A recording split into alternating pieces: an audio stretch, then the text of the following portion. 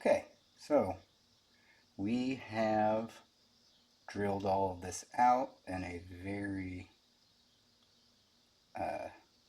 off-white balance video that you probably won't end up seeing much of. Probably deleting that one. Now, you're supposed to get screws when you buy these. I'm thinking due to the EPA regulations that they had to put through these to still get a carburetor sold in the United States of America. I believe they had to do a little bit of tampering, and I'm not really sure why they didn't want people to mess with it. This carb looks fine. It was, you know, it has a nice smooth casting. It's hard to tell by just looks alone, but I've seen a lot of carburetors and probably seen worse than this one. So anyways, I drilled these out because they were just flat spots. Not sure if the zoom will be forgiving enough for that, and it will not be. Still working out some camera stuff. But these are heads that went on them, like so, drilled through them, which eventually popped the shaft off of the back end of most of them, so they could come out pretty easily after the fact. Another one down here, and probably a few more amongst the drilling bits and shavings. So once we took this off, I got a little smashed bit there, had to use a chisel. Just didn't want to come out of there. Bowl had fuel in it and stained fuel marks. They didn't run it very long, but it looks like they did test it and it just sat for a long time. You don't even see it accumulating down here. It's just spots where air could happen to touch it, where it seems to be happening the most. Looking at it here, I didn't do a horrible job on the drilling out of the bowl. They're cheap enough, I'd have no reason to reuse it, but I didn't really plan on it. I figured I was just going to throw this away, so I did not try and drill that too well. One thing that I've noticed after taking this all apart, it has an 88 drill in the center and a is there another number there? I don't know my jets on the, oh, is that a K36? An 88 and a K36 are the stock jettings of this carburetor. I tried for the life of me at this camera angle to get something to show this to you guys, but I don't think it's gonna do it. A classic thing you want to look for in a carburetor is have the rubber components started to degrade yet. Ethanol eats away at them. Gasoline itself naturally eats away at all that stuff. You do everything you can, and I always say it's kind of like a roll of the dice or lottery either way. You're getting a lot better chance when you're actually doing everything you should, but they can get gummed up and messed with pretty quickly. Anyways, what I believe, I haven't even taken this off yet, what I believe is this is going to have a plastic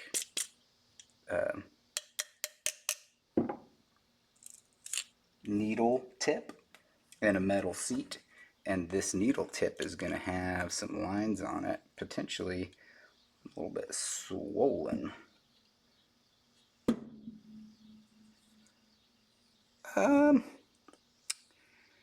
Looks like neither of those things. Hard to tell if it's swollen. I went to look at this because when everything is in place, this float is not at all level. I'm coming from working on a lot of lawnmowers and things through college, so not a lot of motorcycle carburetors, but I highly doubt that you want it tilted up. Tilting up usually means something's swollen in there and it's taking up more space than it should. So, I mean, there's no adjustments on these. You could bend the metal, but that's a hack's job. And it's a very hacky way to do it. These are the same people that will just put a fuel shutoff valve on something that obviously is leaking. Just repair the carburetor and do better with your gasoline. It's all going away anyways. It's all EFI anymore, but it's fun to complain about.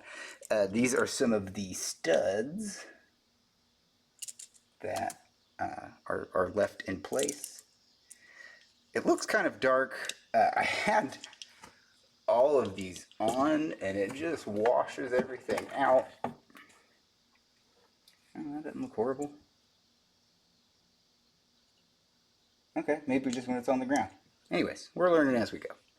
I wanted to take some of this apart and just see if there's any other little oddities or things we may find in this ultra Chinese Taotao tbr7d. Good thing I'm going to put that in the title because I've got this far into the video and I have not said a single thing about the name. There's no clogging in there. I don't think we're going to get that on camera.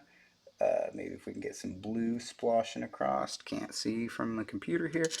That looks good. There's nothing to complain about in there. Now we're going to take, I believe this would be the pilot jet. I didn't think to look up any of these terms. This has to be the main, and this would be the pilot.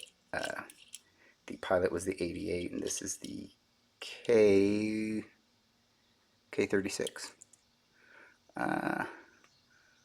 Much smaller passageway. It's cleared out. I thought maybe some liquid was stuck in there, but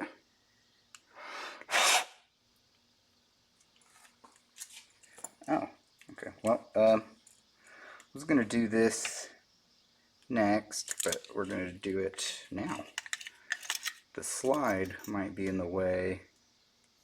This was clamped down to an insane level. I had to use channel locks to get it out of there. Look at that. It's grippy.